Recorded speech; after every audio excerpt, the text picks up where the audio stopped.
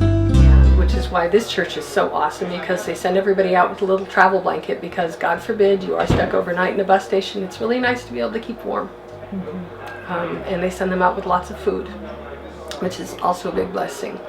One of the things they need is like travel food, like trail mix and peanut butter crackers and little bags of peanuts.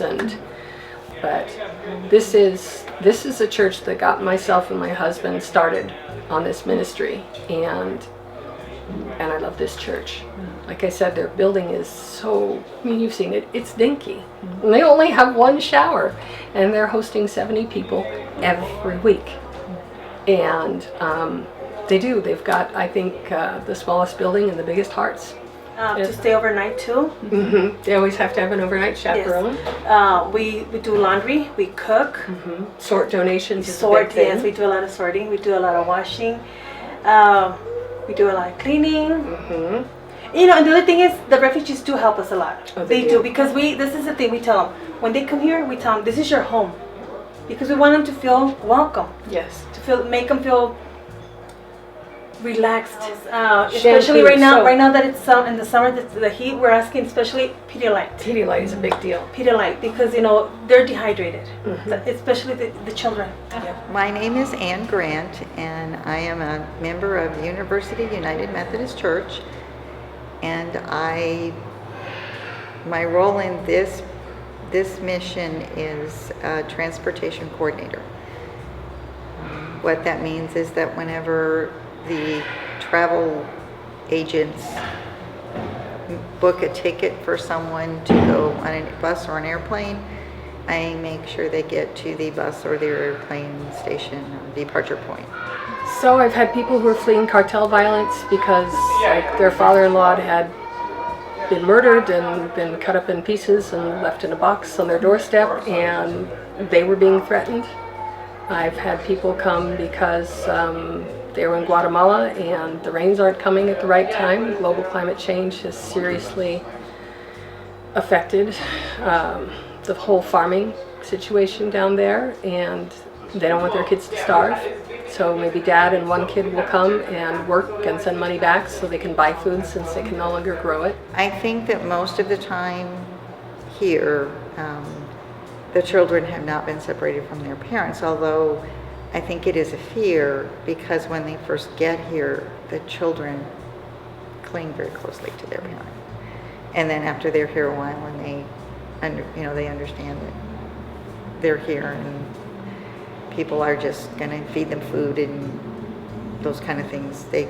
You can see the kids relax, and then they'll go out and they'll play on the scooters. To the U.S., and the coyotes make big money selling bus tickets for these buses, and they lie to people. I mean, I've met people who came here really thinking that the U.S. wanted them to come work here because we didn't have enough agricultural labor. And actually that's true, we don't have enough agricultural laborers. Talk to some farmers, they're losing a lot of money. I have been doing this for approximately 3 years in one capacity or another, and I have driven all sorts of people, all sorts of places, and of those over 1,000 people that I have done this with, there was only 2 people that came that I had deep reservations about. And the situation changes quite often. So what I tell you today may not be accurate tomorrow. It may not even be accurate today. Last year, Annunciation House, Ruben Garcia coordinated all the releases. He had a liaison at Border Patrol and at ICE, and they would say, we need to release this many today, where do you want them to go? And then ICE would send them on buses to each church shelter. And it was very well coordinated. And then more recently, with the surge, Border Patrol has taken to transporting people. And unfortunately, it's not as well coordinated. They don't always let people know in advance, which is why our city, hooray for Las Cruces, we have an awesome city. The city opened up the shelter because we were for a while getting 300-400 a day. I think we've had more than 12,000 in the last 2.5 months. Because of her, I'm here. That's why. Ever since I met her, I got addicted to this. It is, isn't it? It's an addiction. There is It such is. a joy when you are. Yes. You know you're doing exactly Yes. what God wants you to do. It's like this. It has is to come from here. Because there's It people. does. Yeah, because we've talked about this. That there's people that do it from here and not from here. It's like, oh, I'm just gonna do it. That's it. But when people really want to do it, it comes from here, Yeah. and it becomes an addiction, and you can't stop. You don't know No. how to say no. You don't know how to.